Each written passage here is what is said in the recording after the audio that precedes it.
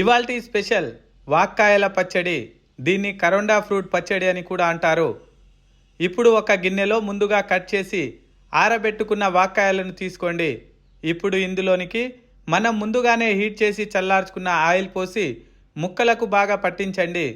ఇలా ఆయిల్ పట్టించడం వల్ల పచ్చడి అనేది త్వరగా పాడవకుండా ఉంటుంది. ఇలా హీట్ చేసి చల్లార్చుకున్న ఆయిల్ తీసుకున్నాం కాబట్టి పచ్చడి రుచి చాలా అంటే చాలా బాగుంటుంది.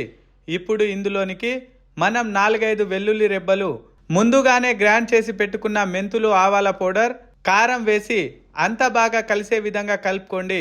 ముఖ్యంగా గుర్తుంచుకోవాల్సిన విషయం ఏమిటంటే తడి లేకుండా చూసుకోవాలి, లేకపోతే పచ్చళ్ళు అనేవి త్వరగా పాడవుతాయని గుర్తుంచుకోండి. చూడండి, పూర్తిగా ఇలా కలుపుకున్న తర్వాత మనం తాలింపు పెట్టి చల్లార్చుకున్న తాలింపును వేసి కలుపుకోండి. అంతేనండి, మనకు కావలసిన వాక్కాయల పచ్చడి రెడీ.